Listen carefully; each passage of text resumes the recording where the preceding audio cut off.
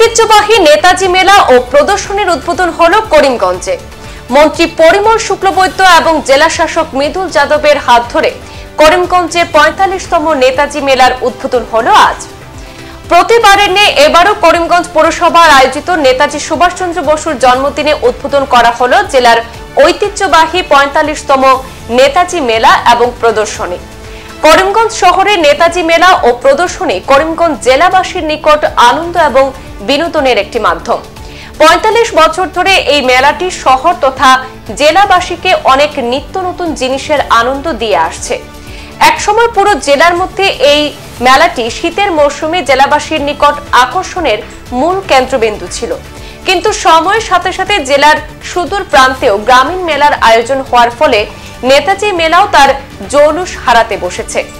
বর্তমান বিজেপি পরিচালিত পুরসভাও নেতাজি মেলা ও প্রদর্শনীকে আগের ন্যায় পুনরুজ্জীবিত করতে প্রয়াস চালিয়ে যাচ্ছে। তাই আজ মঙ্গলবার করিমগঞ্জের ঐতিহ্যবাহী নেতাজি মেলা ও প্রদর্শনী বরাকের একমাত্র মন্ত্রী পরিমল শুক্লবৈদ্যের হাত ধরে উদ্বোধন হলো। উদ্বোধন শেষে করিমগঞ্জ পৌরসভা আয়োজিত সভায় মন্ত্রী পরিমল শুক্লবৈদ্য সহ অন্যান্যরা সামিল হয়ে এবারের ৪৫তম করিমগঞ্জের নেতাজি মেলাকে সুষ্ঠু এবং সুন্দরভাবে উপভোগ করার আহ্বান জানানোর পাশাপাশি আয়োজকদের ধন্যবাদ জ্ঞাপন করেছেন।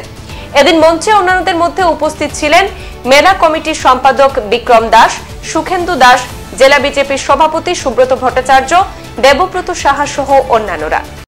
আমাদের আজকের দিনে করিমগঞ্জ জেলায় আমরা প্রতি বছর দীর্ঘদিন থেকে প্রায় বলতে গেলে অর্ধ শতাব্দী হবে আমরা এখানে মেলার মাধ্যমে নেতাজিকে স্মরণ করি। আর এই মেলা যতদিন চলে কোনো না কোনো জায়গায় নেতাজির কথা, নেতাজির আদর্শ আমাদের মনে আসে। বিশেষত করিমগঞ্জের যারা সুধীজন দিগ্গজ সমাজ যারা, তারা এই প্রয়াস আরম্ভ করেছিলেন। নেতাজি আজকের দিনে বিশ্বের প্রতিটা রাষ্ট্রের কাছে আদর্শ, ভারতবর্ষের কাছে তো অবশ্যই।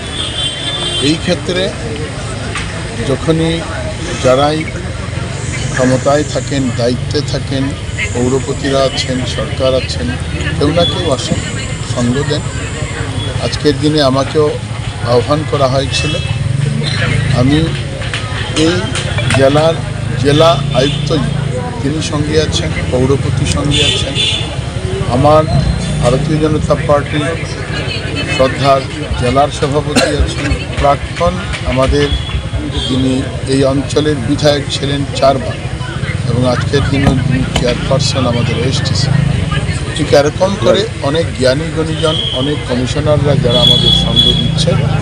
আর এই অঞ্চলের শ্রদ্ধার নাগরিকরা আজকে খুব সুন্দর করে যাতে এই মেলা অনুষ্ঠিত হয়, নেতাজির চর্চা, নেতাজির চিন্তা আমরা এই কদিন অতিবাহিত করতে পারি, তার জন্য এই আয়োজন করেছেন। আমি যারা এই আয়োজক মণ্ডলী আছেন তাদেরকে আন্তরিকতার সঙ্গে আমার কৃতজ্ঞতা জানাবো, শ্রদ্ধা জানাবো যে নেতাজির আদর্শকে তারা সমাজ ব্যবস্থায় ছড়িয়ে ছিটিয়ে দেওয়ার জন্য, আমাদের যুব সমাজকে সঠিক অর্থে পরিচালিত করার জন্য, দেশপ্রেমে উদ্বুদ্ধ করার জন্য তারা যে প্রয়াস করেছেন, নিশ্চিতভাবে তাদের কষ্ট হয়। একটা মেলার আয়োজন করা সাধারণ ব্যাপার নয়।